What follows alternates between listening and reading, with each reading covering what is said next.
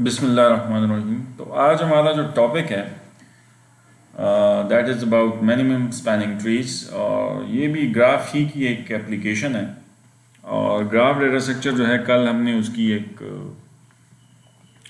Implementation और उसकी जो फिर हमने एनालिसिस किया था और उसकी ट्रेवर्सल का जो दो बुनियादी एल्गोरिदम्स हैं उसको भी देखा था। तो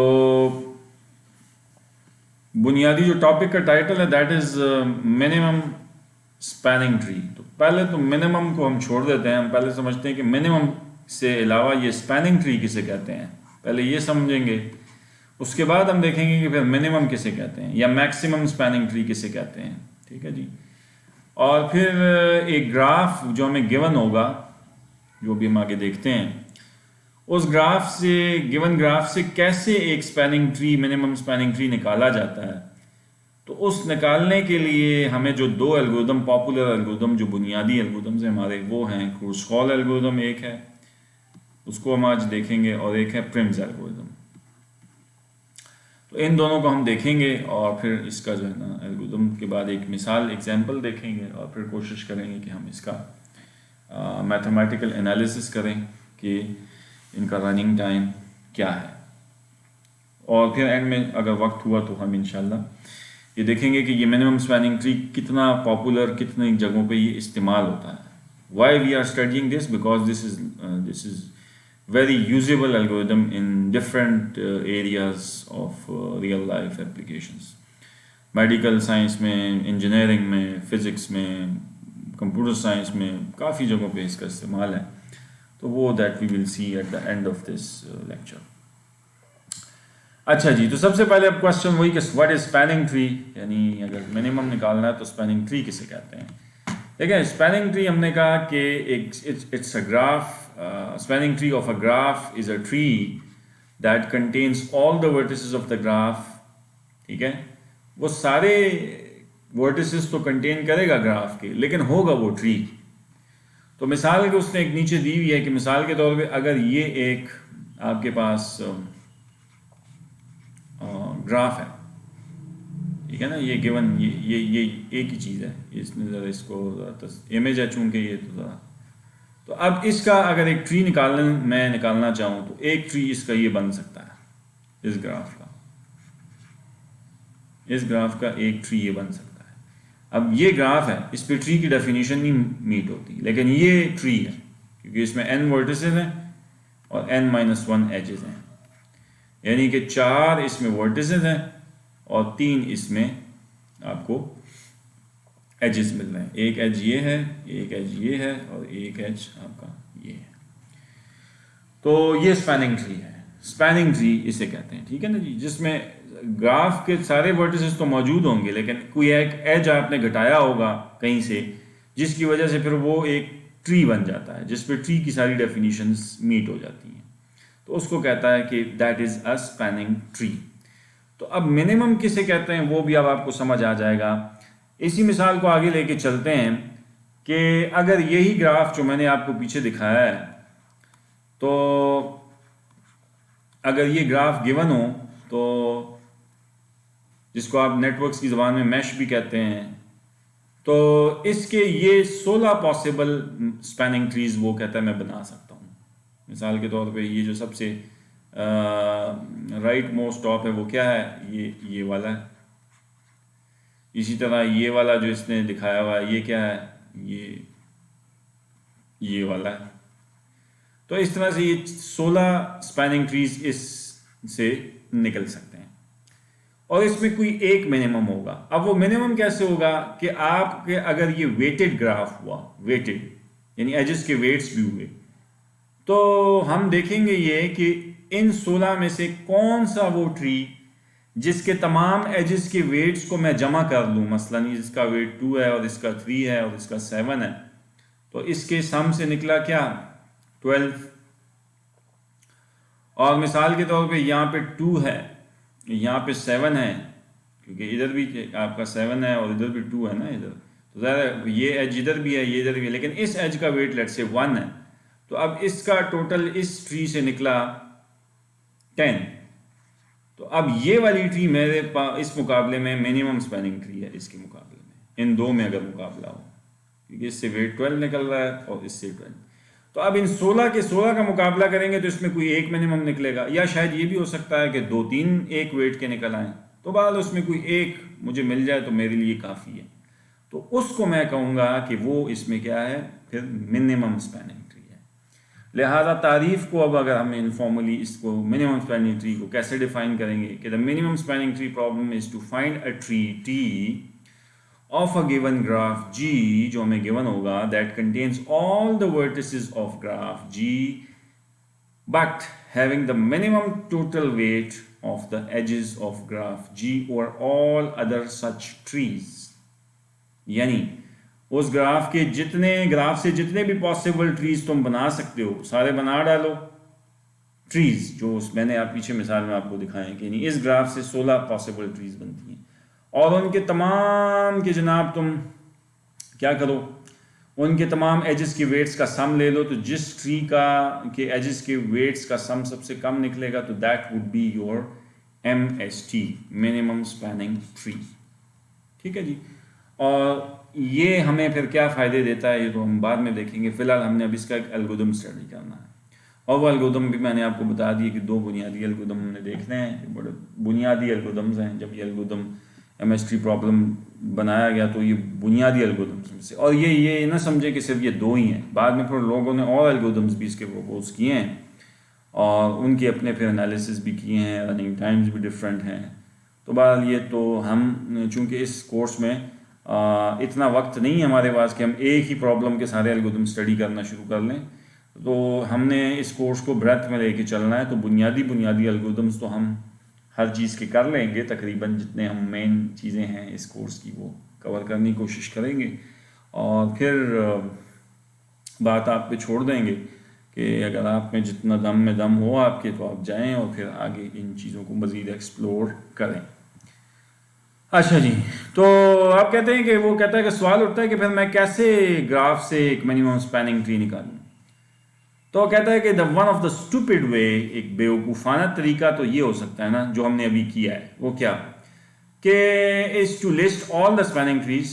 वो जो आपने अभी एक स्पैनिंग ट्री देखी कि आपने क्या किया कि बेवकूफ़ों की तरह हमने उससे सारी जो उसकी मुमकिन ट्रीज है ना वो लिस्ट डाउन कर ली, यानी एक बनाई एक के वेट निकालना शुरू किए, टोटल किया सबके, सारी एग्जॉस्टिव हमने जो है ना उसकी सर्च करके ट्रीज बनाई and find the minimum out of list, और फिर हमने देखा कि उसमें कौन सी सबसे मिनिमम थी। तो ये बहुत लंबा काम है, ये तो छोटा सा ग्राफ था, एक बहुत बड़ा ग्राफ होगा तो आप तो इसमें भी आपका बड़ा टाइम सर्व हो जाएगा कि आप एक ट्री निकालेंगे, फिर दूसरे कॉम्बिनेशन की ट्री, फिर तीसरी कॉम्बिनेशन, तो उसके तो पता नहीं कितने कॉम्बिनेशन बनेंगे।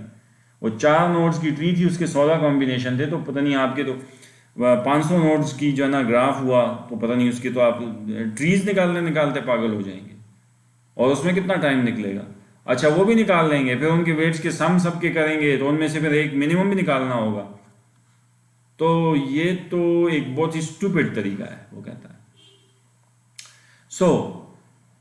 तो वो कहता है कि स्टूपिड क्या, कि वो कहता है it's not really an algorithm, ये एल्गोरिथम भी नहीं है, because you still need to know how to list all the trees, क्योंकि सारी ट्रीज को लिस्ट करना ये भी कोई एक काम है। ये कैसे करोगे लिस्ट, इसके लिए भी एक मतलब क्या एल्गोरिथम लिखोगे, तो मैं कैसे याद रहेगा कि तुमने पहले ये लिस्ट कर ली थी कि नहीं की थी, तुमने अब तक क्या क्या कर लिया, एक पूरा एक मुसीबत बन जाएगी तुम्हारे लिए। तो उसने कहा कि एक बेटर आइडिया है इज टू फाइंड सम की property of the MST that let us be sure that some edge is part of it and use this property to build up the MST one edge at a time। वो कहता ये है कि यार कोई ऐसा नहीं तरीका हो सकता कि तुम ग्राफ में कोई की प्रॉपर्टी ढूंढो, जैसे याद है आपने को डीपी में और ग्रीडी में हम कुछ प्रॉपर्टीज ढूंढते थे स्ट्रैटेजीज में, ग्रीडी एल्गोरिथम्स में हमने बात की थी, DP dynamic programming strategy, divide and conquer में, और इस तरह जो हमने अब तक तो जो हमने पढ़ा है उसकी मैं बात करूंगा ना, जो चीज़ें नहीं पढ़ी वो तो छोड़ देना। तो वहाँ पे हमने कुछ खसलतें ढूंढने की कोशिश की थी, ऑप्टिमल सबस्ट्रक्चर की बात की थी, ओवरलैपिंग सब प्रॉब्लम्स और जनाब ग्रीडी चॉइस प्रॉपर्टी और इस तरह की बात, तो उस तरह की हम कोई ऐसी कोई की प्रॉपर्टी नहीं ढूंढ सकते कि जिससे हमें पता लगना चाहिए कि हमें ग्राफ हमें गिवन हो और उससे हम वो की प्रॉपर्टी को यूज़ कर करके हम उससे एक एक एज किसी तरह से ग्राफ से एक एक ऐड करते चले जाएं और हमें MST हमें एंड में कंक्लूड हो जाए कि बस यही MST होगा, इससे दूसरा MST बन ही नहीं सकता। ठीक है जी, तो ऐसा कुछ नहीं कर सकते। तो अब देखते हैं कि ऐसा कुछ अगर कर सकते हैं तो कैसे कर सकते हैं। और ऐसा ही कुछ जो है ना, ये जो दो एल्गोरिथम्स अभी हम डिस्कस करेंगे उन्होंने ऐसा ही कुछ करने की कोशिश की है। तो वो क्या की है, अब आते हैं। सबसे पहले हम क्रुस्कॉल्स एल्गोरिथम को देखते हैं, फिर उसके बाद प्रिम्स पे आते हैं, वो उन्होंने क्या कोशिश की है। क्रुस्कॉल एल्गोरिथम जो है ना, उसको पहले ज़रा सुन लेते हैं, फिर उसकी मिसाल भी देख लेते हैं। वो कहता ये है, आपने जो मुझे ग्राफ दिया है ना, गिवन ग्राफ, उसको उसके एजेस को सॉर्ट कर लो। मतलब ये तो कर सकते हो ना कि आपको गिवन ग्राफ है तो आपने उसके जो है ना एजेस के जो वेट्स होंगे, मिसाल 2, 3, 5, 9, 8 और 7 है, और इसका नाम A है, B है, और ये C है, और ये D है, तो इनके एजेस को सॉर्ट कर लो। मतलब ऐसे कुछ सॉर्टिंग कर लो कि जनाब A B 3 है, A B का वेट 3 है ना, इसी तरह A C जो है वो 2 है, तो एक जो है ना इनको कहीं स्टोर कर लो सॉर्ट करके इंक्रीजिंग ऑर्डर में। यानी इंक्रीजिंग का मतलब है कि सबसे पहले 2 8 का आएगा, फिर 3 8 का आएगा, फिर 5 का, फिर 7 का, फिर 8 का, फिर 9 का, ऐसे। फिर वो कहता है अगले स्टेप में ये करो कि कीप अ सब graph S G of G, यानी एक सबसेट बनाओ G का। G तो ग्राफ है ना इनिशियली, जिसमें सारा ग्राफ शामिल है, जिसमें सारे वर्टिसेस हैं, उससे एक सब ग्राफ बनाओ S जो इनिशियली खाली है, जिसमें कुछ भी नहीं है, एम्प्टी है, कुछ भी नहीं है। और उसमें फिर क्या करो, अब वो एक फॉर लूप चलाएगा। यानी ये तुम्हारी प्री प्रोसेसिंग हो गई शुरू में।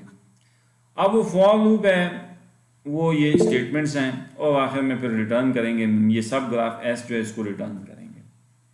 अच्छा, वो फॉर लूप क्या है, वो कहता है कि for each edge E in sorted order, जो तुमने सॉर्टिंग की हुई है इन एजेस की, किसी लिंक लिस्ट में डाल दो एजेस को सॉर्ट करके, या किसी एरे में डाल दो, या किसी भी डाटा स्ट्रक्चर में तुमने इसके एजेस को सॉर्ट करके डाला, वो डाल दो, और एक एक को कान से पकड़ो, यानी एक एक एज को उठाओ। ठीक है ना जी। और उसमें ये देखो कि if the end points of E, यानी एज के एंड पॉइंट्स, यानी ये एक एज है ना C और D के दरमियान, तो इसके एंड पॉइंट्स कौन है, C और D हैं। ज़ाहिर है एज के एंड पे कोई नोड ही होगा ना, तो वो एंड पॉइंट्स ऑफ E जो है वो कहते हैं अगर तो वो डिसकनेक्टेड हैं इन S, और S क्या है, ये सब ग्राफ जो आपने बनाया जो शुरू में खाली है, इनिशियली एम्प्टी है, आपने कहा अगर तो वो इसमें डिसकनेक्टेड है, तो ज़ाहिर है शुरू में तो वो सब जब ग्राफ खाली है तो शुरू में तो ये बहुत से एजेस के लिए इफ ट्रू होगी, तो कहता है वो एज ऐड कर दो S में। तो शुरू में अगर आप इस ग्राफ पे चलेंगे तो मुझे बताएं कि ये AC सॉर्टेड में तो ये AC पहले पड़ा होगा ना, क्योंकि 2 सबसे छोटा आपका एज है इस ग्राफ में। अगर हम मिसाल लें तो वो सवाल, पहला सवाल इफ किसके लिए पूछेगा, AC के लिए। AC का वो कहेगा एंड पॉइंट्स, यानी A और C हैं उसके एंड पे, वो कहेगा कि they are disconnected in S, तो बिल्कुल डिसकनेक्ट है क्योंकि S में तो सिरे से कुछ है ही नहीं, वो तो खाली है, तो ट्रू हो गई है। तो वो कहेगा एज ऐड कर दो इस एज E को S में। अच्छा, कैसे ऐड कर दो, तो एज तो खाली नहीं ऐड होता ना कि मैंने एज ऐसे हवा में ऐड कर दिया। आप एज जब ऐड करेंगे तो साथ में यानी उसका A वर्टेक्स भी ऐड कर देंगे सब ग्राफ में, ये वाला, और C भी ऐड कर देंगे, और उसके साथ उसका वेट 2 भी ऐड हो गया। यानी ओरिजिनल ग्राफ यहाँ पे सारा का सारा पड़ा हुआ है, ये वाला सारा ग्राफ ओरिजिनल यहाँ पे पड़ा हुआ है, उसमें से आपने ये वाला सिर्फ हिस्सा उठा के ये किस में ऐड कर दिया है, S में।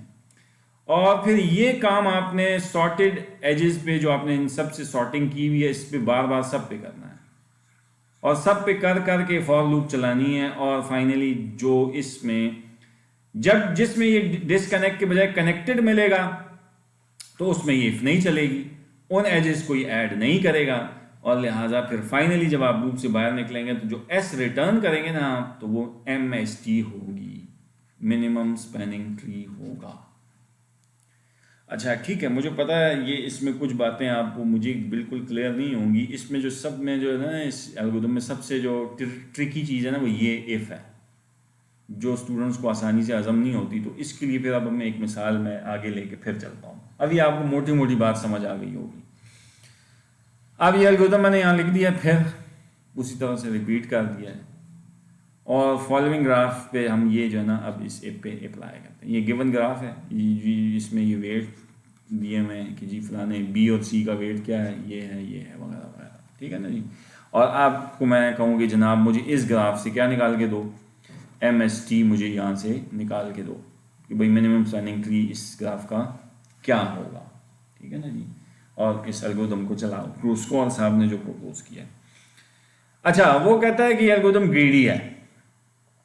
अच्छा, अब वो ग्रीडी क्यों है, तो ये थोड़ी सी डिबेट हम आखिर में करते हैं। अच्छा, पहले तो हम इसको चलाते हैं, और हम क्या करते हैं कि ये जो ग्राफ है मिसाल के तौर पे क्रूस्कॉल एल्गोरिथम में चलाते हैं, तो इसको जनाब वो देखते ही हैं। आपको ये ग्राफ नज़र आ रहा है सबको। तो अब इसको आपने क्या कहा था क्रूस्कॉल के, अगर वो पुराने स्टेप्स पहले ले आए तो ज़रा सा दिमाग पे, कि उसने कहा था पहले सॉर्ट करो इस सबको इंक्रीजिंग ऑर्डर में, फिर एक सब ग्राफ इनिशियली बनाओ जी, इनिशियली एम्प्टी। फिर वो कहता है कि ये जो सॉर्टेड एजेस हैं इनको 1 बाय 1 उठाओ, यानी सॉर्टेड ऑर्डर में उठाओ जो सॉर्ट किए हैं, और बताओ ये कि and points of E are disconnected हैं तो उनको एजेस को ऐड करो, अदरवाइज ना ऐड करो। अब इस एल्गोरिथम को मैं उस पर चलाता हूँ और आपसे पूछ के आगे चलता हूँ, तो अब आपको समझ आएगी बिल्कुल कि मैं जो है क्या जो है ना आपको कहना चाह रहा हूँ एग्जैक्टली, ठीक है जी। अच्छा, अब हम शुरू करते हैं। तो लेट्स से आप जो है लेट्स से इसको अगर सॉर्ट करेंगे तमाम एजेस को, तो मुझे बताएं ना कि इसमें सबसे पहले सॉर्टेड एजेस में आपने पहले ये 2 रखा होगा और ये 2 रखा होगा, क्योंकि सबसे छोटे एजेस ये है ना। यानी अगर मैं इसको ऊपर लिख दूं ये 2, यानी अगर आपने ये एक एरे में रखे होंगे तो 2 रखा होगा, फिर एक 2 रखा होगा, फिर ज़रा सॉर्ट करें ना इसको, इसके बाद 3 वाला कोई है नहीं है जी, 3 वाला कोई नहीं है, तो 4 वाले देखें, हाँ जी 4 वाले आपको मिल गए। ये एक 4 वाला ये एज भी आपने सॉर्ट किया होगा। नाम मैं उनके नहीं लिख रहा, बस आपको समझाने के लिए कि आपको एक, फिर एक 4 वाला ये भी है, यानी 4 वाला एक एज आपने ये भी सॉर्ट करके लिस्ट में डाला होगा। 4 वाला मज़ीद कोई नहीं है, ठीक है जी। तो 5 वाले आ गए, 5 वाला एक ये है, ठीक है जी। फिर 5 वाला एक ये है, इसी तरह 5 वाला एक ये भी है, ठीक है जी। फिर 5 वाला आपको और जी ये है एक, ठीक है जी। और इस तरह से फिर चलते जाएं, फिर 5 वाला और कोई नहीं है तो फिर 6 वालों पे शुरू हो जाएं। फिर एक 6 वाला ये है, और फिर 6 वाला एक ये है, और एक 6 वाला ये है, ठीक है। तो ये इस तरह चलते जाएं तो ये आपकी लिस्ट भर जाएगी, ठीक है जी। अब आपको जब मैं ये लिस्ट भर जाएगी तो उस पर फिर ले जाता हूँ एल्गोरिथम पे, या आपने सॉर्टिंग कर ली। अब की सब ग्राफ ये तो इनिशियली एम्प्टी सॉर्टिंग हो चुकी है, पहले 2 स्टेप आपके हो गए। अब वो कहता है for each edge E in sorted order, यानी कि अब आप इसको एक एक को कान से पकड़ो, ईच एज यानी फॉर लूप अब आपने जो वहां लगाई है ना, वो अब आपने इस एरे के एक एक एज को कान से पकड़ो। यानी पहले आपने मिसाल ये ए बी एज था, ये 2, इसको कान से पकड़ो। फिर वो दूसरा ये वाला था तो इसको कान से पकड़ो, और इसके अंदर वो इफ चलाओ। वो इफ क्या कहती है कि if and points of E are disconnected in S, और एस एक सब ग्राफ तुमने ऊपर बनाया है, कहा है कि ये मैंने इनिशियली एम्प्टी रखा हुआ है। असल में ये एस जो सब ग्राफ है ना, ये तुम्हारा मिनिमम स्पैनिंग ट्री है जो बाद में बन जाएगा, क्योंकि ये तुमने एंड में रिटर्न किया है सब ग्राफ एस। ये फाइनली जब फॉर लूप चल जाएगी तो इसमें तुम्हारा MST बन चुका होगा, ये इस जी ग्राफ से निकल के, और वो इस फॉर लूप में बनेगा। वो कैसे बनेगा वो असल में अब ये यहाँ बताना चाह रहा है। अच्छा जी, तो अब जरा गौर से सुनिएगा इधर, जब 2 हो तो अब आपको समझ आ गई ये बात कि फॉर लूप क्या करेगा, 1 बाय 1 इन सबको चेक करेगा और देखेगा कि तुम्हारे ये जो एंड पे जो वर्टिसेस हैं ये आपस में कनेक्टेड हैं। सब ग्राफ एस आपको पता है इनिशियली खाली है। अब मैं 1 बाय 1 इन एजेस को इसमें लाऊंगा, छोटे छोटों को। तो अब आप खुद समझ रहे होंगे कि कर ये क्या रहा है, ये कर ये रहा है, ग्रीडीनेस का तकाजा इसका ये है। वो बाद में मैं ग्रीडी एल्गोरिथम की जो 2 प्रॉपर्टीज हैं उनको तो फॉर्मली तो बाद में समझाऊंगा, इनफॉर्मली जरा समझें। ये ग्रीडीनेस का मुजाहरा ये कर रहा है कि जो छोटे एज के वेट्स वाले एजेस हैं उनको पहले सब ग्राफ में लाएगा, यानी एक ये 2 इधर आएगा पहले, फिर ये वाला 2 इधर लाएगा पहले। ये मैं जिधर जिधर है उधर ही बनाता हूँ ताकि आपको पता लगे। और जो डिसकनेक्ट भी हों, यानी इनके एंड पॉइंट्स आप देखें, ये एंड पॉइंट इसके अभी तक सब ग्राफ में तो, इस ग्राफ में तो कनेक्ट हैं लेकिन इस सब ग्राफ में तो डिसकनेक्ट है ना, यानी इधर ये नहीं थे पहले तो आपने ऐड कर दिया इसको। अच्छा, अब अगलों को पकड़ेगा, 4 को पकड़ेगा तो 4 वाला ये निकलेगा, नहीं है जी एंड पॉइंट कनेक्ट, तो डालता जाएगा। जहां कनेक्ट होंगे ना वहां मैं आपको अब थोड़ी देर बाद बताऊंगा, वो कनेक्शन की आपको समझ आएगी कि कनेक्शन से इसका क्या मतलब है और डिसकनेक्शन से क्या मतलब है। तो वो जरा आप चलाते हैं ना इस मिसाल को तो समझ आपको आएगी अब। अच्छा जी, चले जी, तो अब आए जी ग्राफ। सबसे पहले ये 2 इसने सब, अच्छा अब सब ग्राफ मैं अलहदा नहीं दिखाऊंगा इस वीडियो में, यानी आपको ये जो है ना जिधर सब ग्राफ में इसने डाल दिए ना तो वो रेड में आपको नजर आएंगे, ठीक है, उनके कलर रेड हो जाएंगे उन एजेस के, क्योंकि वो डिसकनेक्टेड है ना एस में, यानी सब ग्राफ में अभी वो कनेक्ट है ही नहीं, आए ही नहीं, इनिशियली एम्प्टी है तो वो डिसकनेक्टेड है। तो लिहाजा उसने क्या कर दिया, फॉर लूप में अंदर क्या लिखा है, add that edge into S if the end points of E are disconnected in subgraph S, जो कि खाली है इनिशियली, तो फिर उसको क्या करो, फिर उसको ऐड करो उसको एस में, ताकि वो सब ग्राफ में वो एजेस आ जाएं। तो आने के लिए फिर वो सिमुलेशन में मैं वो उनको रेड कलर से शो कर रहा हूँ, ठीक है, ताकि मुझे बार बार सब ग्राफ एस ड्रॉ ना करना पड़े, उसी मेन ग्राफ के ऊपर ही सिर्फ उनका कलर चेंज करूंगा ताकि आपको पता लग जाए कि सब ग्राफ में अब तक क्या ऐड हो चुका है, ठीक है जी। अच्छा जी, अब आए जी उसके बाद क्या हुआ जी, अब आगे चलें तो सब जाहिर बात है अब वो सॉर्टेड में आगे 4 उठाएगा, तो 4 में उसको 2 ऑप्शन मिलेंगे। एक ये ऑप्शन जब मिलेगा तो उसके एंड पॉइंट्स में ये और ये वर्टेक्स हैं, अभी तक सब ग्राफ में ये कनेक्ट नहीं है, सब ग्राफ में सिर्फ ये आ चुका हुआ है लेकिन ये तो नहीं आया हुआ, तो जब नहीं आया हुआ तो नहीं है कनेक्ट, लिहाजा इसको वो डालेगा, ठीक है। अच्छा, इसने ये 4 डाला है, ठीक है, तो ये जब डालेगा ना तो अब अगला नंबर इस एज का आएगा ना 4 का। अब जरा गौर से मेरी बात सुने, इसके एंड पॉइंट्स क्या हैं, ये वर्टेक्स और ये वर्टेक्स है, तो अब तक सब ग्राफ में क्या आ चुका हुआ है, ये 2 और ये 4 और ये खाली 2, लेकिन इसके जो एंड पॉइंट्स हैं इस 4 के, वो वर्टेक्स तो अभी तक आपस में इस सब ग्राफ में कनेक्ट नहीं है, ये अलहदा से एक दुनिया में एज पड़ा हुआ है अलहदा, ये अलहदा से ही कनेक्ट हैं ये 3, लेकिन ये वाला कनेक्शन अभी तक नहीं बना हुआ है इनका आपस में, लिहाजा इस एज को भी वो डालेगा, तो लिहाजा इसने ये बना दिया, सब ग्राफ में अब ये सिचुएशन है। अच्छा, वो फॉर लूप फिर चलेगी, अगले सॉर्टेड में किस किस को पकड़ेगी, 5 वाले, 5 का एक कॉम्बिनेशन, ये एंड पॉइंट इसके कनेक्ट हैं, नहीं, इसको भी ऐड करेगी।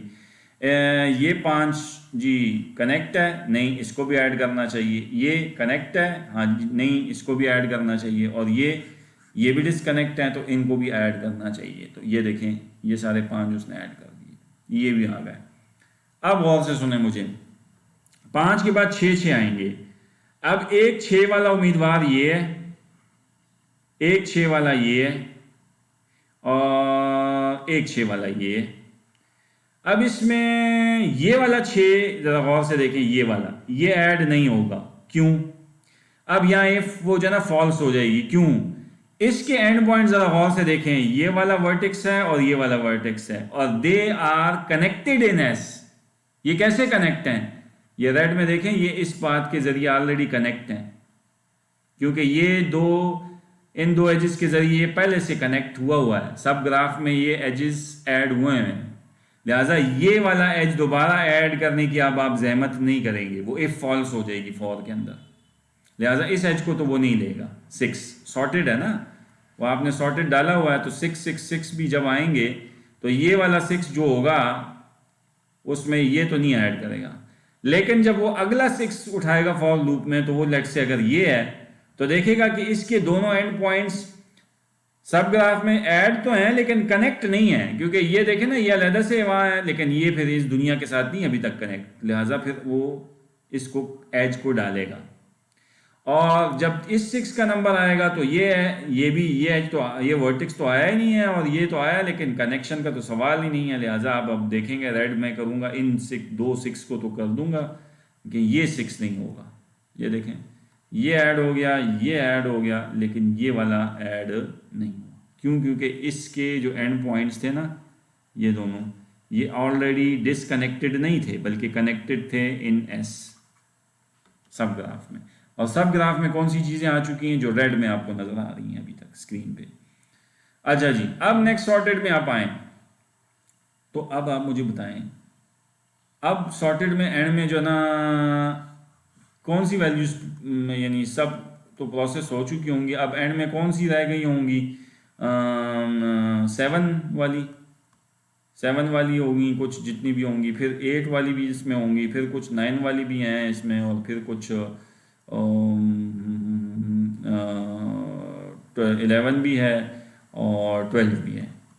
तो आप ज़रा गौर करें, आपके ये सारे वर्टेक्स ज़रा गौर से देखें इस तस्वीर में, सारे रेड में जो वर्टेक्स हैं वो ऐड नहीं हो चुके। मिनिमम स्पैनिंग ट्री तो आपका निकल नहीं आया। मिनिमम स्पैनिंग ट्री की तो डेफिनेशन ये नहीं है कि जो ग्राफ में सारे वर्टिसेस ऐड हो चुके हों, सारे वर्टेक्स होने चाहिए, लेकिन वो होना चाहिए ट्री। शर्त यह है ना कि वो ट्री हो, और ट्री होने के लिए शर्त क्या है कि वो उसमें वर्टेक्स सारे हों, एजेस सारे नहीं होने चाहिए। और दूसरा कमाल आपने क्या दिखाया, जब सॉर्टिंग आपने की है तो उसमें आपने क्या कमाल दिखाया, ये जो बड़े वेट के एजेस थे वो सारे आपने स्किप नहीं कर दिए। वो अब उधर ये फॉर लूप जो आपकी चलेगी इन सब वर्टिसेस के लिए, जो 7 के साथ हैं, 8 के साथ हैं, 9 11 12 जितने भी आप ज़रा देखें, इनके एंड पॉइंट्स के साथ आप ज़रा चलाएं ना, ये जब वो ए फॉर में चलेगा तो वो if the end points of E is disconnected in S, तो वो सब के लिए कनेक्टेड मिलेगा। ज़रा देखें 7 के लिए चलाएं, इसके ये एंड पॉइंट्स ये और ये तो कनेक्ट हैं इधर से, तो ये भी नहीं लेगा। 8 पे ये, अच्छा ये 7 भी देख लें, ये 7 भी नहीं मिलेगा, क्योंकि ये जो है ना इसके दो एंड पॉइंट्स ये कैसे कनेक्ट हैं, ये इधर से जाएं ना, आप इधर से जाएं, इधर से जाएं, इधर से जाएं। अच्छा ये 8 भी आपको नहीं मिलेगा, ये भी इधर से जाएं, इधर से जाएं, इधर से आपको जनाब मिल जाएगा कनेक्ट।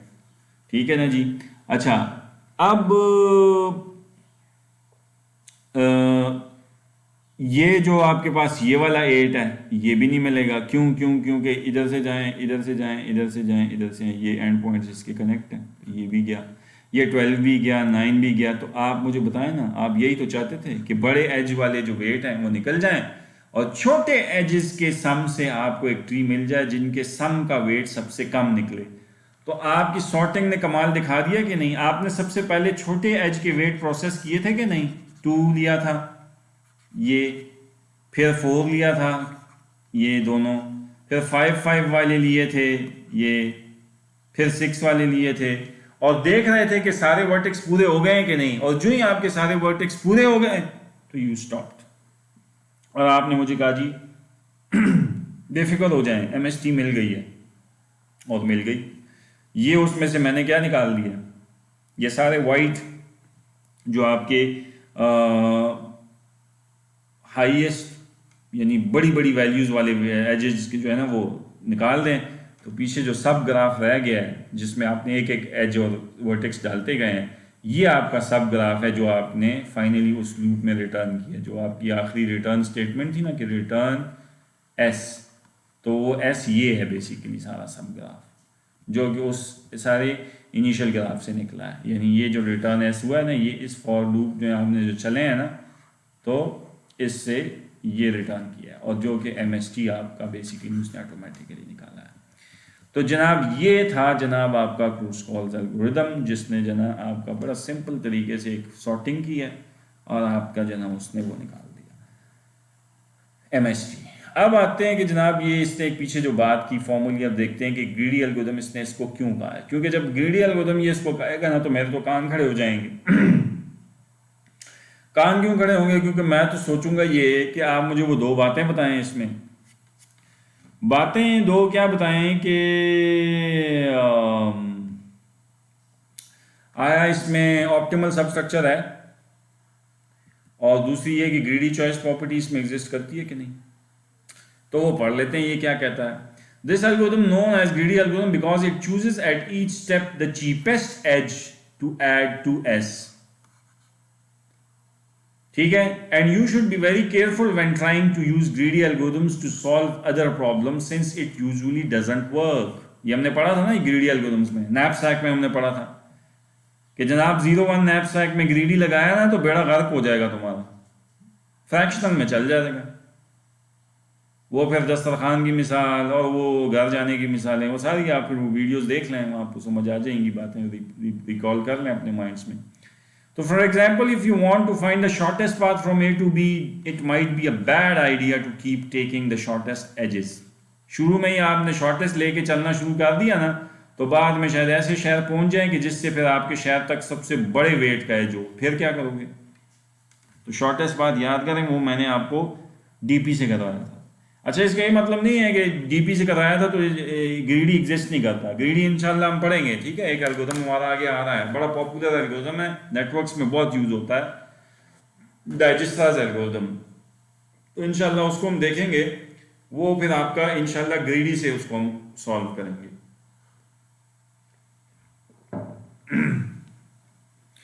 तो फिर वहां हम देखेंगे कि वो इंशाल्लाह वो उससे भी सॉल्व हो जाएगा।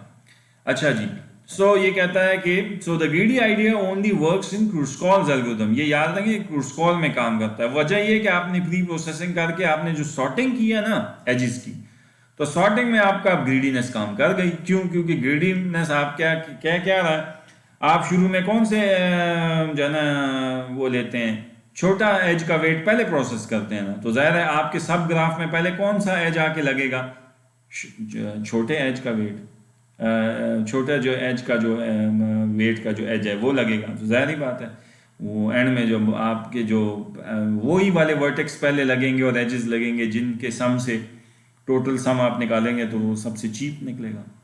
तो इधर greedy choice property, greedy choice property आपको मिल गई, यानी greedy choice property exists here. आपकी ग्रीडीनेस यहाँ काम दिखा गई कि छोटे छोटे एज यार बस पहले लगाई जाओ और बेफिक्र हो जाओ, आंखें बंद करके तुम्हें एंड में गारंटी होगा कि तुम्हारा जो है ना मिनिमम स्पैनिंग ट्री निकल के रहेगा। तो बात सही है आपकी, बिल्कुल जाहिर है ना। छोटे छोटे एज वेट लगाओगे तो उससे क्या छोटा निकालोगे? जो छोटे तुम्हारे पास सबसे छोटे तो तुमने सॉर्ट कर लिया और उन्हीं को पहले प्रोसेस कर रहे हो, तो ये इस बात की दलील है कि यही तुम्हारा मिनिमम स्पैनिंग ट्री निकालेंगे और वहां पे तुम्हारी ग्रीडीनेस बिल्कुल बजा है और काम करेगी। तो इसलिए वो कह रहा है कि the greedy idea only works in Kruskal's algorithm, लेकिन वैसे नहीं करेगा अगर आपने ये सॉर्टिंग वगैरह ना की होती। सो we have to go through real life problems seriously and should opt the right choice of algorithms। तो ये मैंने पहले भी आपको कहा था कि आपने अंधाधुन ग्रीडी एल्गोरिथम्स हर जगह नहीं लगाने, आपने सोचना होगा कि कहाँ लग सकता है तो लगाएंगे, जहाँ नहीं लगेगा वहाँ नहीं लगाएंगे। और दूसरी ऑप्टिमल सबस्ट्रक्चर आप बताएं जी कैसे है इसमें, तो उसका जवाब तो मेरा ख्याल है आपको खुद मिल चुका होगा, नहीं है तो मैं बता देता हूँ।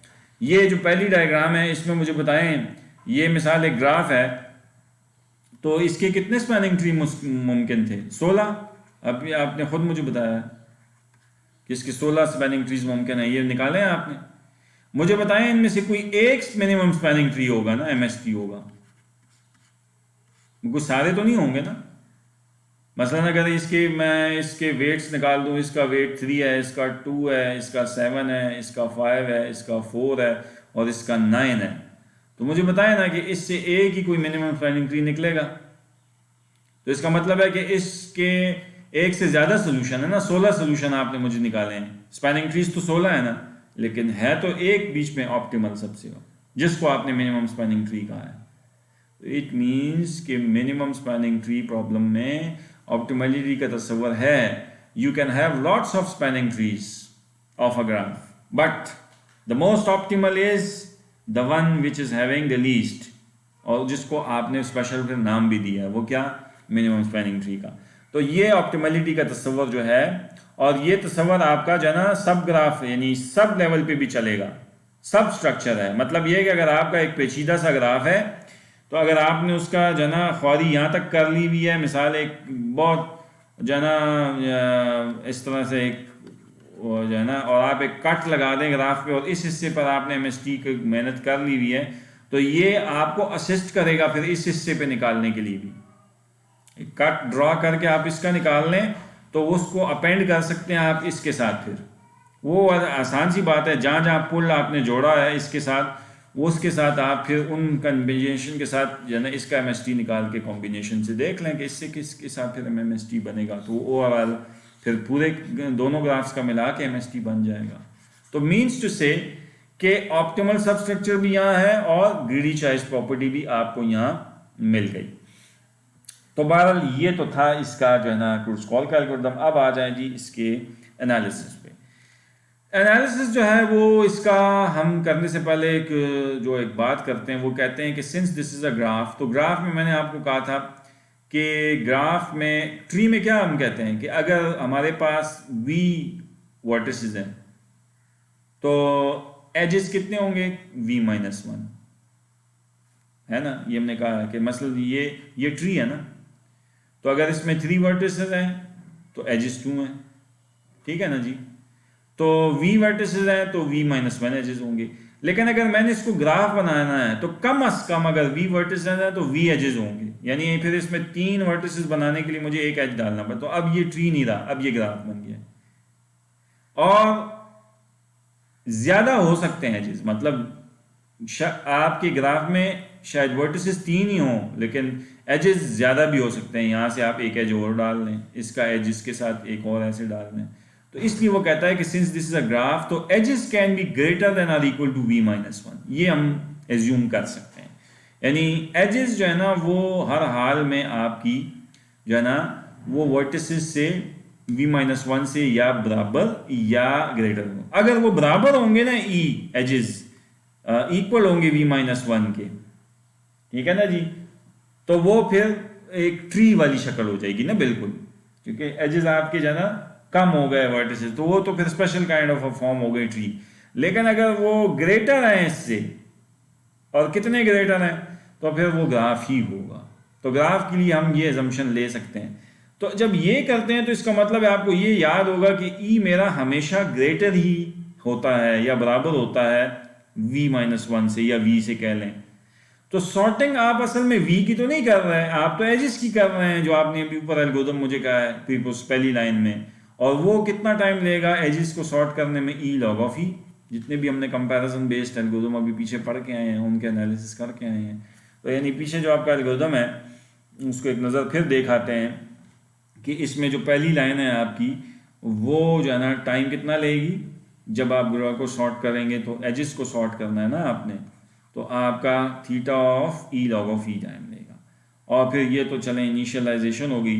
अच्छा, अब आप कहते हैं कि for each edge E in sorted order, आप कहते हैं कि if end point of E are disconnected in S add E to S. तो आप इसमें असल में अब इसको जरा एनालिसिस देख लेते हैं कि इसमें असल में आप क्या कर रहे हैं।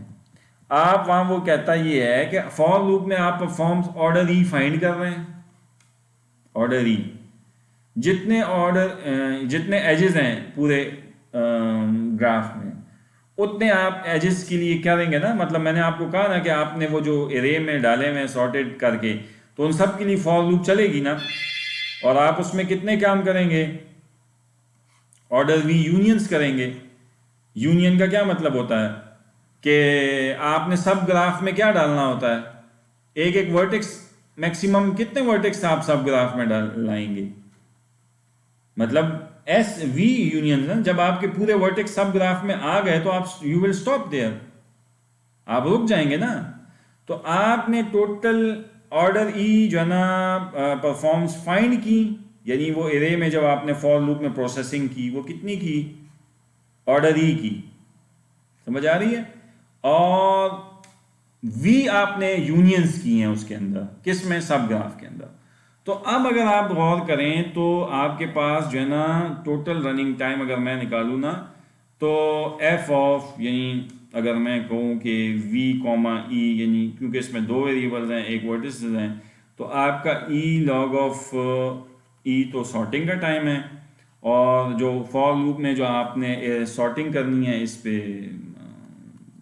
जो सॉर्टिंग पे आपने प्रोसेसिंग की है फॉर लूप के फॉर ईच, जो आप कहते हैं ना ये फॉर लूप में आपने ये जो यहाँ आप कहते हैं कि for each edge E in sorted order, तो आपने एक एक लोकेशन पे जाके एक एक एज को प्रोसेस करना है, ठीक है ना जी।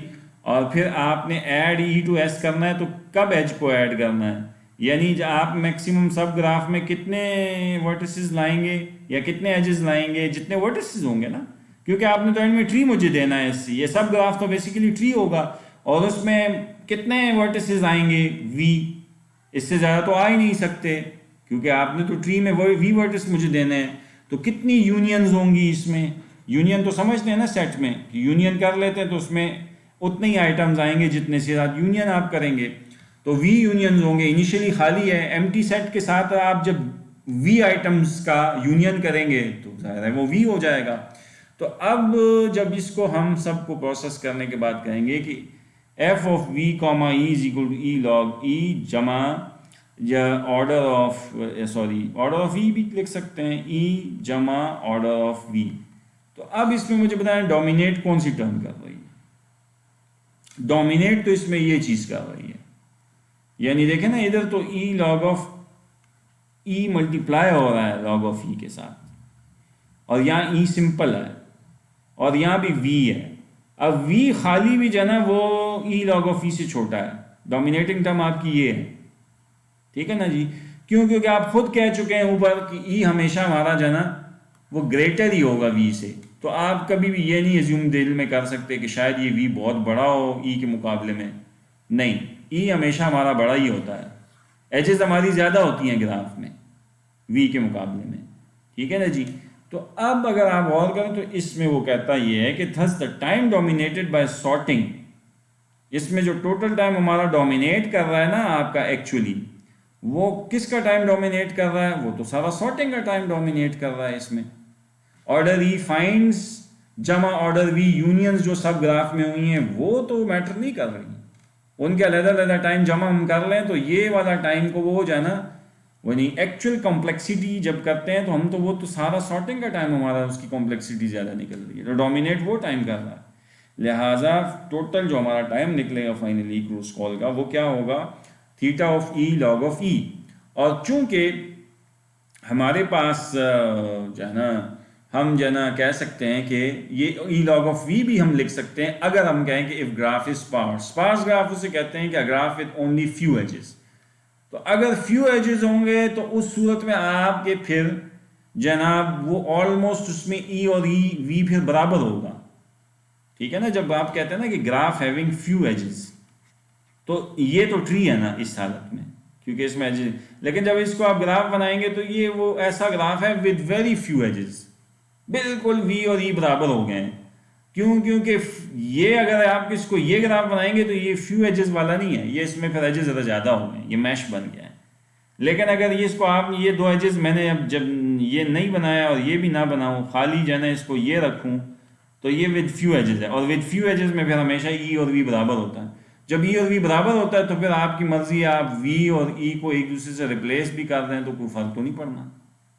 तो वो कहता है इसलिए है कि आपका रनिंग टाइम जो है फिर वो बार लिटरेचर में वो लिखेगा समटाइम्स कि the Kruskal's algorithm running time is theta E log of E, या समटाइम्स कोई कहेगा ई लॉग ऑफ वी। तो ये आपने घबरा नहीं जाना कि ये क्या कह रहा है, लॉग ऑफ वी क्या होता है या लॉग ऑफ ई क्या होता है। वो इसलिए कि वो कह रहा है कि if the graph is sparse means the graph is having very few edges, तो इन दैट केस फिर ई और वी मैटर नहीं करता, आप एक दूसरे से रिप्लेस भी करते हैं। तो लेकिन जेनेरिक टाइम आप अगर किसी को लिख के देंगे, यानी कुछ स्पार्स मास जेन में रख के नहीं, तो generic time you should write this theta log of E. क्यों? क्योंकि ये सॉर्टिंग का टाइम है और सॉर्टिंग एक्चुअली आप एजेस की करते हैं, और हमने जितने भी कंपैरिजन बेस्ड सॉर्टिंग एल्गोरिथम पढ़ाए हैं तो उसमें हमने कहा है कि कंपैरिजन बेस्ड के वो हमने एक थ्योरम पढ़ा था ना कि वो थीटा ई लॉग ऑफ ई से उसका टाइम हम घटा नहीं सकते। अंडर रिस्ट्रिक्टिव सर्कमस्टांसेस हमने जो है ना वो काउंटिंग सॉर्ट वगैरह जो पढ़ी थी उसमें हमने कहा था कि उसमें हम ऑर्डर ऑफ एन में जा सकते हैं, लेकिन वो भी फिर हम बड़ी रिस्ट्रिक्शंस अगर लगाएंगे। लेकिन अगर हमने रिस्ट्रिक्शन नहीं लगानी और कंपैरिजन बेस्ड एल्गोरिथम करना है तो फिर ये तो हो क्या रहेगा। तो बहरहाल ये आपको इसका जो है क्रूस्कॉल एल्गोरिथम्स का जो है वो जो रनिंग टाइम है एनालिसिस जो है वो इसका हो गया। अब आते हैं जी प्रेम्स एल्गोरिथम पे। तो प्रेम्स एल्गोरिथम मैं आपको इंशाल्लाह ये इसका सिर्फ वर्किंग बताऊंगा कि करता कैसे है। इसका एल्गोरिथम मैं जो है नहीं कराऊंगा, ना इसका एनालिसिस कराऊंगा। इसकी मिसाल वही दूंगा जो मैंने ये जो मिसाल आपको चलाई है ना कि इन तमाम वेट्स का सम 44 निकला है और ये क्रूस्कॉल ने कैसे निकाला है, तो ये काम उस प्रेम्स के साथ भी करके मैं 44 वो भी यही एजेस कैसे निकालता है, वो किस तरीके से निकालता है वो भी बताऊंगा। एग्जैक्टली इसी ग्राफ पे चलाऊंगा ताकि आपको सिर्फ वर्किंग की जो है ना चेंजेस क्या हुई हैं वो समझ आ जाए। अलबत्ता अगर आपने इसका डिटेल मेरा वो सुनना है या समझना है कि इसका एल्गोरिथम भी जैसे ये बाकायदा ये पीछे एल्गोरिथम हमने इसका पढ़ा है, ये इस तरह का एल्गोरिथम आपने समझना है और उसका फिर पूरा एनालिसिस भी समझना है, तो ये फिर यूजुअली मैं एडवांस एनालिसिस ऑफ एल्गोरिथम के कोर्स में फिर वो भी करवाता होता हूँ MS लेवल पे। तो वो फिर आप मेरी इसी यूट्यूब पे चैनल पे जो है मेरी एक दूसरी वीडियो पड़ी है जिसमें मैंने फिर उसमें वो डिटेल्ड एनालिसिस और डिटेल एल्गोरिथम भी करवाया हुआ है, वो जाके आपको अगर शौक है तो उसको भी देख सकते हैं। उसमें फिर बाकायदा मैंने ये एल्गोरिथम जो है प्रेम्स एल्गोरिथम को जो है ना एल्गोरिथमिक फॉर्म में और उसके इसके जो है ना उसका एनालिसिस और उसकी जो है ना पूरी जो है ना एग्जाम्पल और सब कुछ वर्किंग करवाई हुई है और पूरा मैथमेटिकल एनालिसिस भी किया हुआ है उसका। तो अगर किसी को आपको वो है तो उस शौक़ है तो उधर जाके ज़रूर फिर उसको आप सुन सकते हैं इसकी साथ ही दूसरी वीडियो में। और अलबत्ता यहाँ पे मैं सिर्फ चूँकि BS लेवल का आपको कोर्स में पढ़ा रहा हूँ तो इधर मैं आपको सिंपली इसकी जो है ना प्रिम्स की वर्किंग सिर्फ बता दूंगा कि ये काम कैसे करता है। अच्छा, क्रूस्कॉल एल्गोरिथम में जो है आपने देखा कि वर्किंग कैसे थी। It was working by ordering the edges, ठीक है ना। वहाँ पे हम सॉर्टिंग कर रहे थे, inserting them one by one into the spanning tree, ठीक है ना जी। And taking care never to introduce a cycle. हम क्रूस्कॉल में ये कर रहे थे कि हम क्या कर रहे थे कि एक सब ग्राफ इनिशियली खाली था, उसमें हमने देखा आपने यहाँ पे एक 2 का एज वेट ऐड किया, फिर एक 2 यहाँ एज किया और हम कहते थे कि एंड पॉइंट अगर डिसकनेक्टेड नहीं है तो एज एक और ऐड कर दो 4 और देखते थे कि साइकिल ना बने, मतलब ये है कि वो ट्री ही रहे। और जब जिस दिन ग्राफ में सारे वर्टिस आ गए बस वहाँ रुक के हम कहते थे कि ये MST है, यही हमारा खुलासा है। तो इंट्यूटिवली क्रूस्कॉल वर्क्स बाय मर्जिंग और स्प्लाइसिंग 2 ट्रीज टुगेदर। अगर आप गौर करें जब तक ये 4 नहीं ऐड हुआ था तो ये एक ट्री थी, ये दूसरी 2 की ट्री थी। थोड़ी देर बाद ये ट्रीज कनेक्ट हो गई थी, फिर थोड़ी देर बाद एक और यहाँ पे एज ऐड हुआ था, वो भी फिर कनेक्ट हो गई थी। तो बेसिकली अगर आप गौर कर रहे थे ना तो वहाँ पे जनाब हमारी जो है ना ट्रीज अलग-अलग से बन रही थी, सब ग्राफ में छोटी छोटी ट्रीज बन रही थी और थोड़ी थोड़ी देर बाद वो जो ट्रीज थी ना वो कनेक्ट होना शुरू हो गई थी और एक वक्त आ गया था कि वो सारी कनेक्ट हो गई थी और सारे जो है ना वो फॉर लूप में जो है ना वो जो आपने वहाँ लिखा हुआ था कि for each edge E if the end points are disconnected in S add that edge E into S. ये वाली इफ फिर बकिया तमाम एजेस के लिए फेल हो जाती थी और ये इस बात की दलील थी कि अब आपका मिनिमम स्पैनिंग ट्री बन चुका है। और बन चुकने का मतलब ये है कि बस अब आप फॉर लूप से वो निकल आते थे बाहर और वो जो है ना इफ फॉल्स हो जाती थी बकिया तमाम जो सॉर्टिंग में आखिर में जो एजेस पड़े हुए थे बड़े बड़े वेट्स के, और फिर आप जो है उसको रिटर्न कर देते थे एस को, यानी जहाँ से भी एल्गोरिथम कॉल हुआ है उसको सब ग्राफ रिटर्न कर देते थे। और सब ग्राफ रिटर्न होने का मतलब ये है कि आपको मिनिमम स्टैंडर्ड ट्री मैंने रिटर्न करके दे दिया।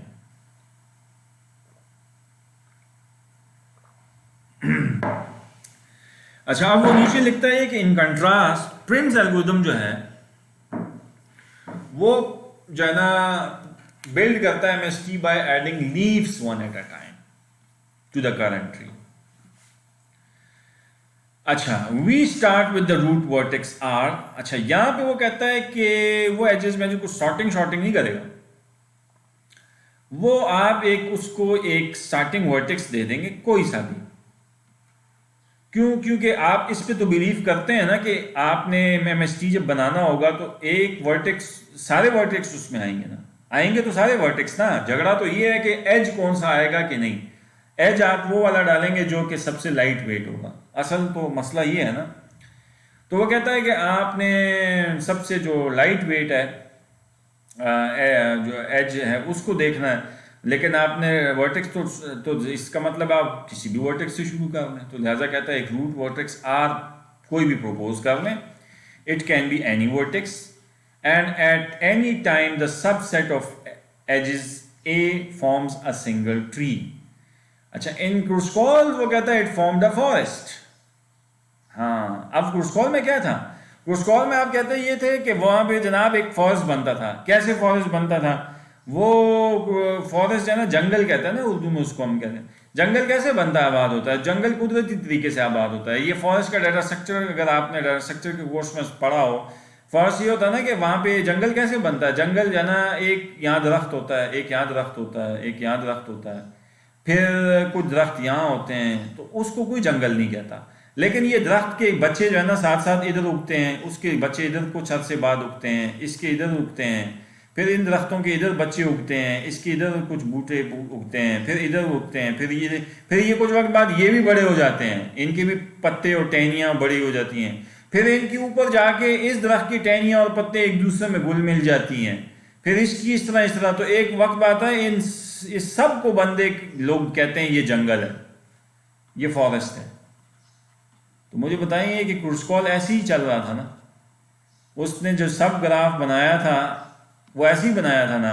वो क्या था, पहले आपने मुझे बताएं, ये जंगल में पहले ये 2 ऐड किया था, फिर ये किया था, तो फॉरेस्ट एक आस्ता आस्ता आपका, तो फिर आपने ये जनाया था, फिर 4 बनाया था, फिर ऐसे होते होते फिर आपने जनाब एक फॉरेस्ट क्रिएट किया था फाइनली। ठीक है ना जी। तो वो कह रहा है आपने क्रुस्कॉल में ये काम किया था। प्रेम्स ऐसे नहीं करता, वो कहता है कि मैं एक एक edge edge a leaf add करूंगा उसमें, और वो एक ही ट्री चलती रहेगी, यानी वो फॉरेस्ट नहीं होगा, एक ही ट्री होगी, कनेक्टेड होगी, डिसकनेक्टेड ट्रीज नहीं होंगी जैसे कि क्रुस्कॉल में होती थी।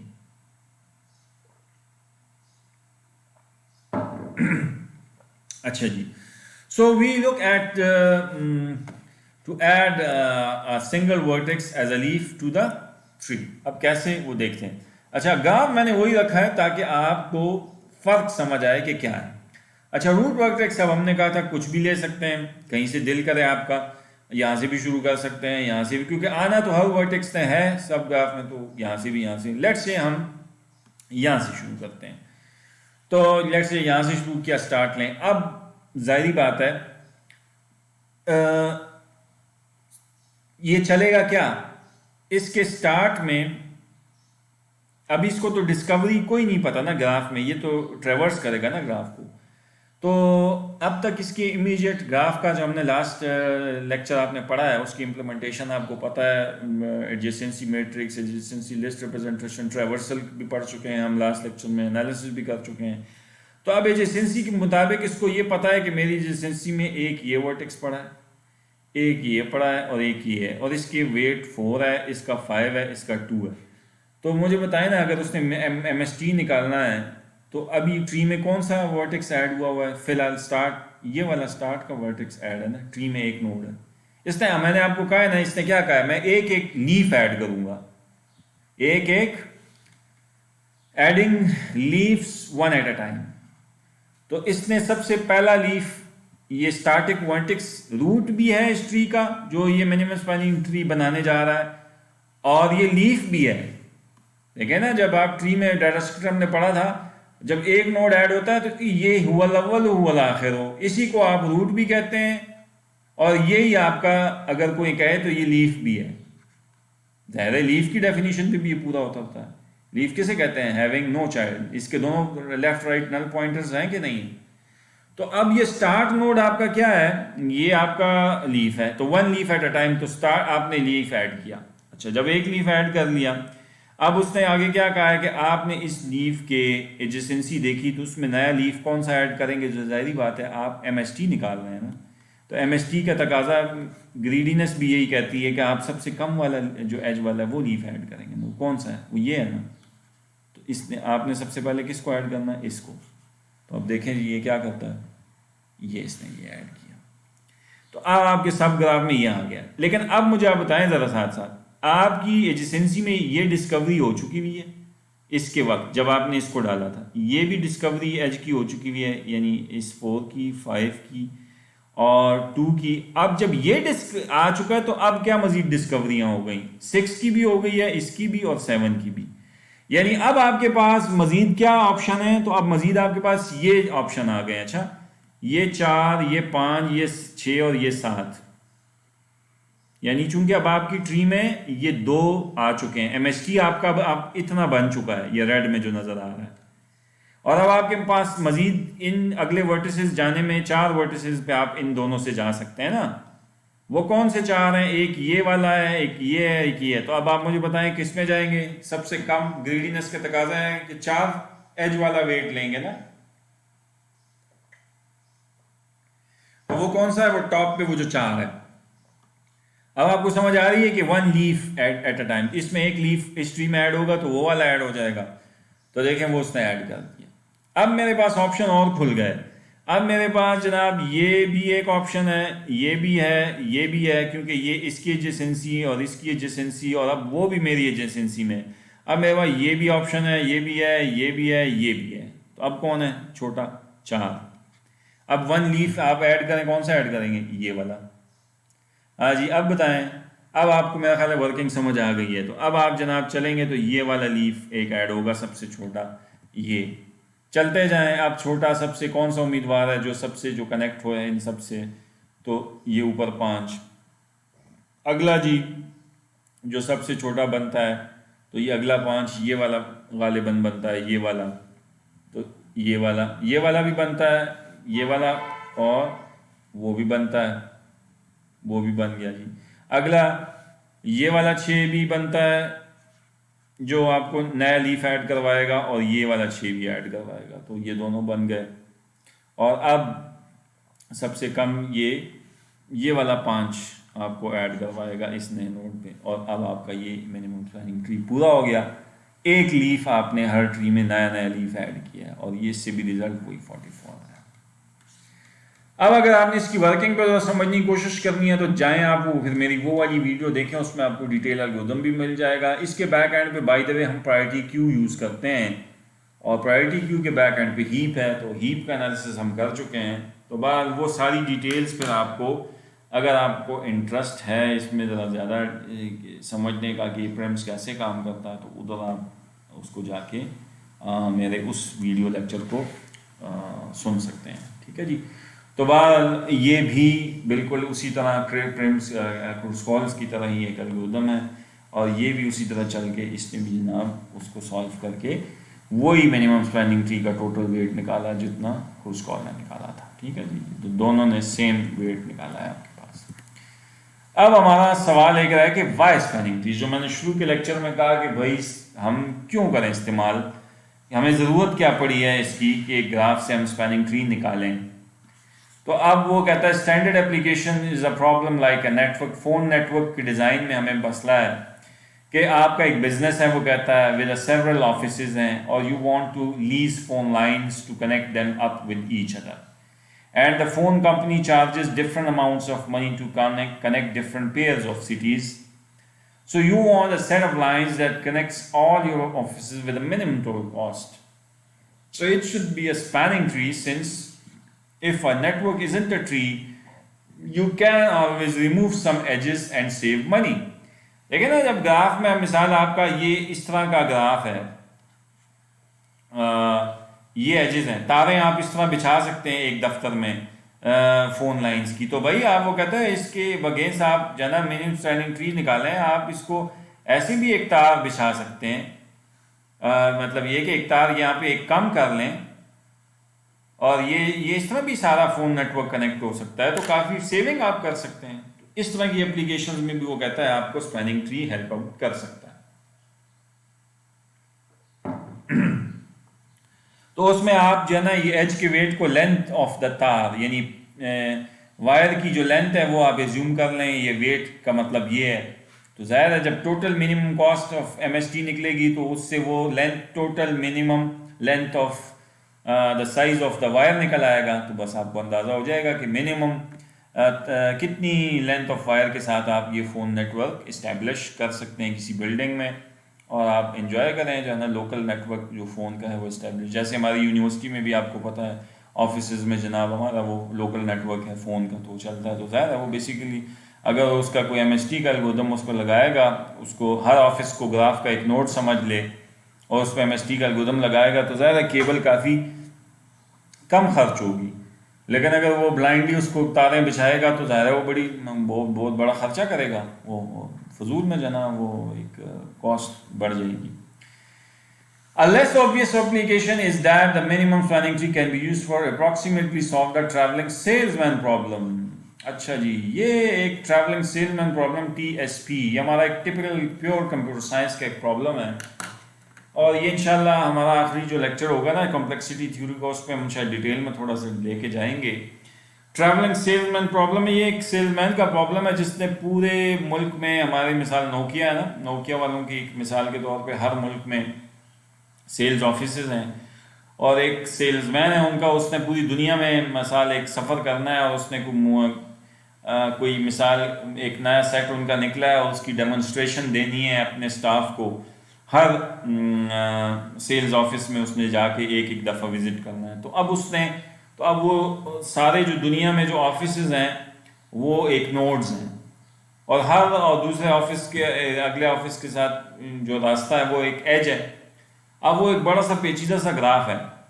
अब उसने एक ऐसा पाथ अपने लिए सेट करना है कि वो उसको एग्जैक्टली वंस भी विजिट करे, यानी वापस उसको आना ना पड़े, एक ऐसा रूट से वो ट्रेवल करे, एग्जैक्टली वंस भी विजिट करे और मिनिमम कॉस्ट भी हो, ठीक है ना जी, और किसी किस्म का साइकिल भी उसमें ना बने और जो है ना खर्चा भी कम हो।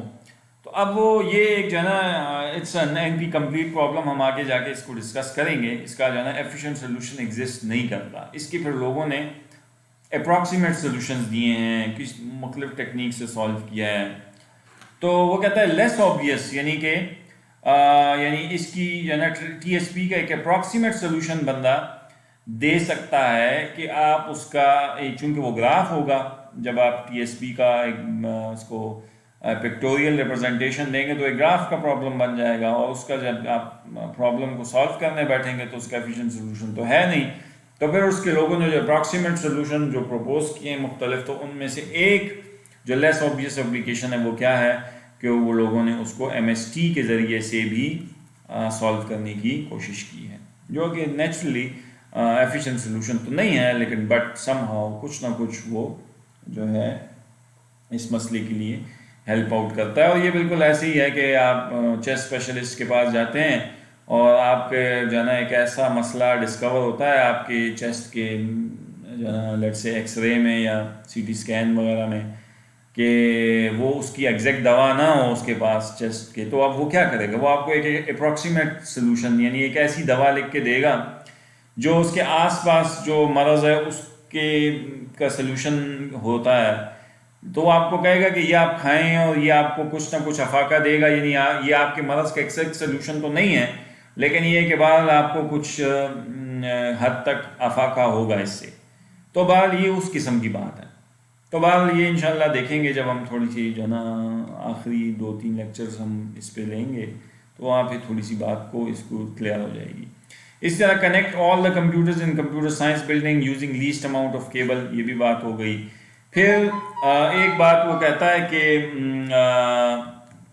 Note that if the weight of G graph are distinct then MST is unique.